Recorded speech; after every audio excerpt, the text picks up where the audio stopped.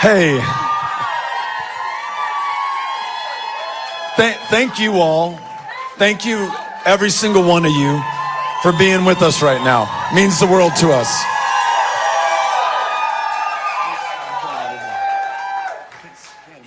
Yeah. I love you. I love you. I love you. I love you. Listen, let me. This may be one of the last times I get to talk in front of you all and talk about this amazing thing that we have all done together over the course of the last year. Some of you over the course of the last 5 years. Some of you who have the misfortune of being married to me over the last 15 years. But we're all together here tonight, and I just want to begin by thanking each and every single one of you. You've been so amazing for us, with us, to us, for the duration of this, and I cannot thank you enough. And I want to begin by thanking my family. My mom, Melissa, I hope is still here. Where are you, Mom?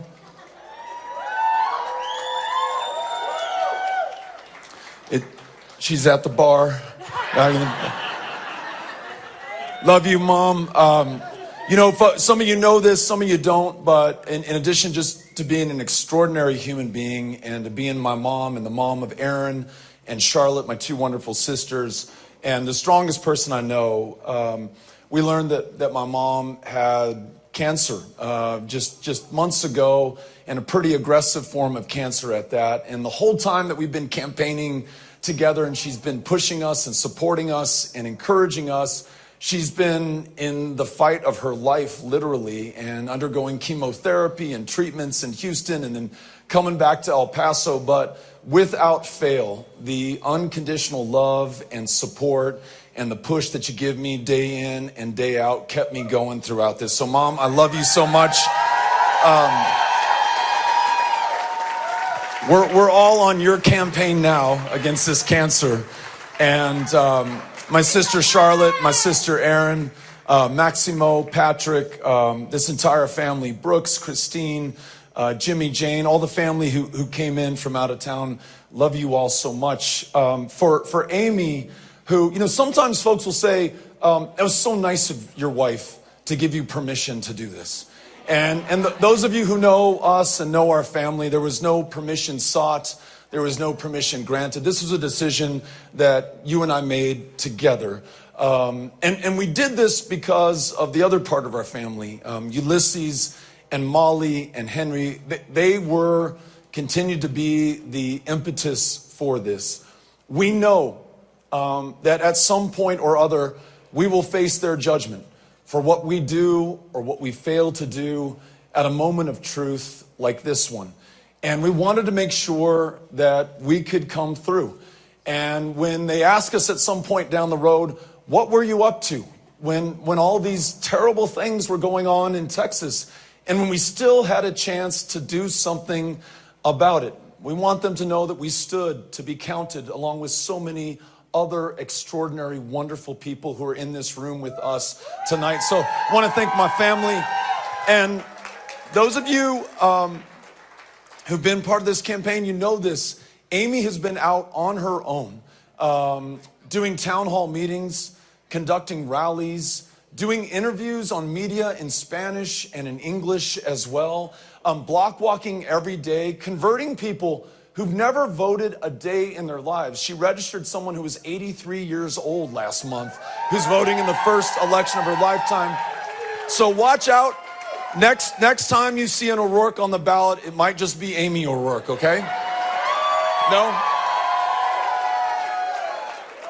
I want to thank all of our friends who are here again, who have supported us back from running for sixth grade class president at Mesita Elementary, Chris Cummings and others, and everyone who's been giving us a push along the way and helping out as we've been in the campaign of our lives. I mean, we've put every ounce of effort, every moment of time that we have into this, and you all know that, and you've been there for us, and you've been there for our kids, and you've been there for counsel and guidance, and even, Mike Waters' spiritual direction and connecting me to the higher power in our life. And so to my friends who are here, thank you all for your love and your kindness to me. Love you all so much. Now, let me just say something about this campaign team. So Nick Rathode, who was our campaign manager, where is Nick? Nick, if you could raise your hand, also at the bar for understandable purposes right now. Nick Rathode came in and had the courage to take on something that, most people said by the odds is going to be absolutely impossible. But just like Amy and me, he's thinking about his kids in his home, how he's going to answer them, how he must come through for them at this moment of truth. And he took the reins of this campaign, brought together a truly extraordinary team that ran an amazing effort in this race. I was just always struck by the professionalism and the effectiveness and the efficiency, where we had to make a virtue of a necessity, given how much more money the other guys had, how much more advantages were held on the other side, how tilted the balance is on this field on which we play right now. And he brought the best of the best together. Too many to name, but in every department, every activity that we had to undertake, I feel so good about the folks who stepped up and answered the call under his direction. And in the truck I was traveling in, and I've been on the road literally, we got in the truck here in El Paso on November 15th, 2021. And we basically stayed on the road, with some exceptions back here in El Paso, every day since then. And in that truck, we had Chris Evans and John Grote, also known as the Hotties, in the back, for those of you who follow them on social media. And in the co-pilot seat was Cynthia Cano, who has just an extraordinary person. Every one of those events that we have held across the state with this amazing events team, and there's, again, too many people to name and to count, but we went to where literally nobody else ever goes. We went to the places that everyone goes. We literally went everywhere. And Cynthia and this team set those up, connected us with those people, kept us on time, kept us alive, kept us on the road, got us here to this point. And so, you spend a year with a bunch of people inside the cabin of a truck. And, if you don't kill each other first, you develop a deep love and friendship and gratitude for those who are with you every step of the journey, every mile of the way. So to the team in the truck, I just want to say thank you to Chris, John, Cynthia, and then all of you, and every volunteer, every person who signed up for a shift to knock on doors, to make phone calls, to write letters. You all were part of the most amazing effort that I have ever been a part of, at least in my 50 years on this planet, and the most amazing effort I've ever seen in the state of Texas. And we've been part of some amazing efforts before, but this one really takes the cake. And you think about where we all were when we all made the decision to do this together. I mean, just the odds that we faced, for starters. And the fact that the party in power has been in power not for years or cycles, but for decades so far. The advantages that they had in money, in people, in the powers of incumbency, in the levers that they could pull, in the way that voter registration and just being able to cast a ballot in Texas is a lot harder than it has to be, and a lot harder for people who might otherwise be voting for us. And all the challenges that we already had going on in this state.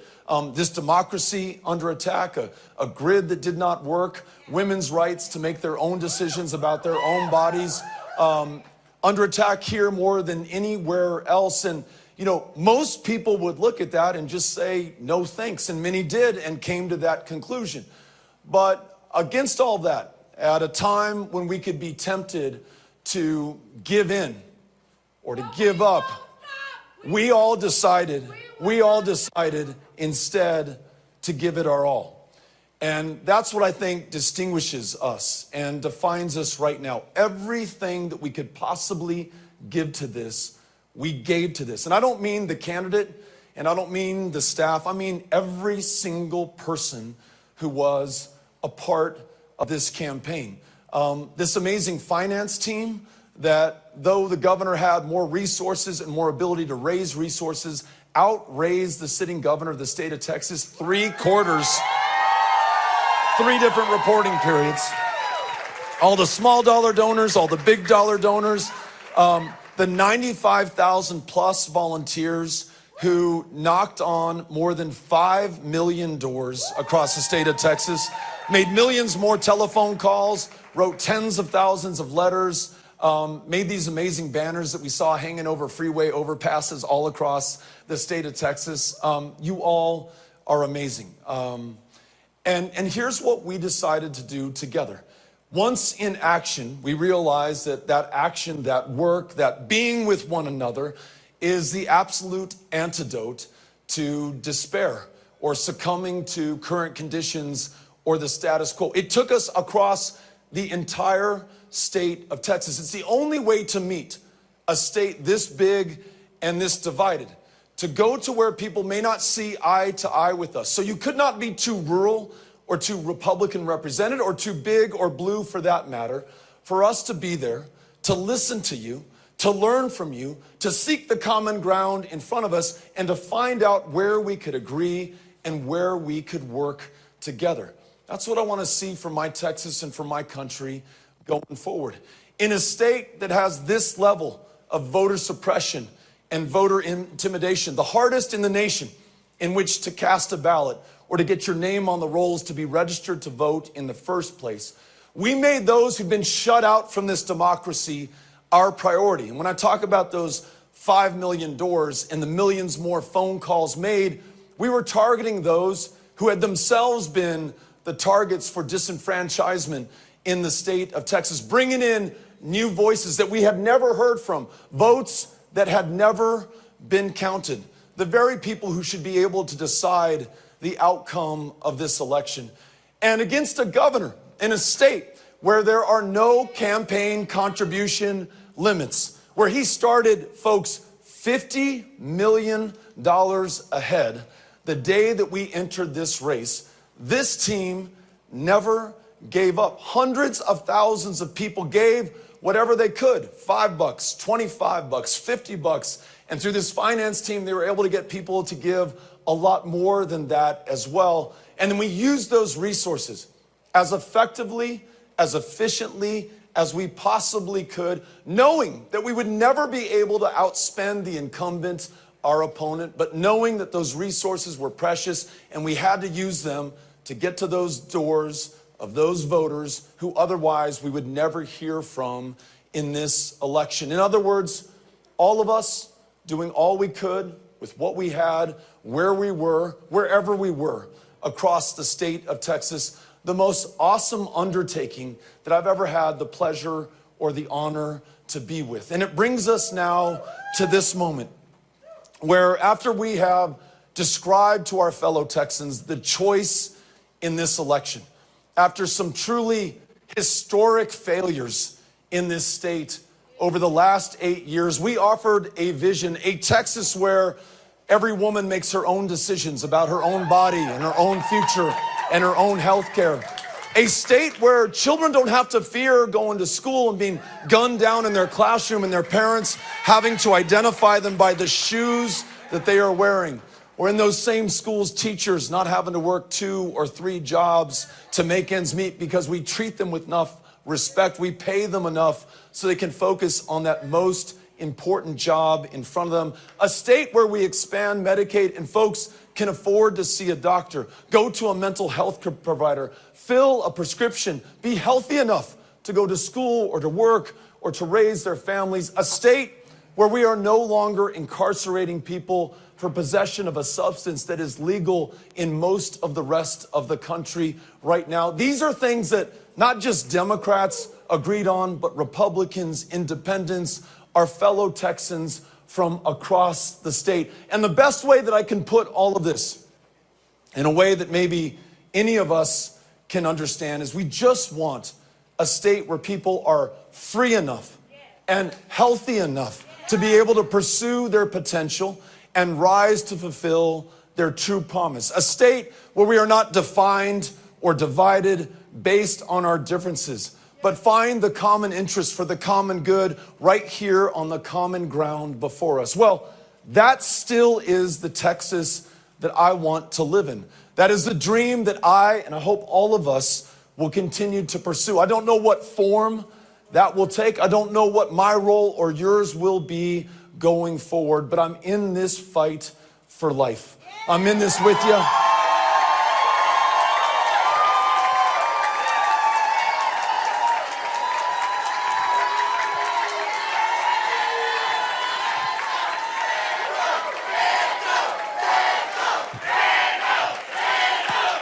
Thank you, man. Thank you. And listen, and chingon, that's right too. They're trying to translate that right now on the news feed in other parts of the country. Hey, so you know, who knows what's next for any of us, right?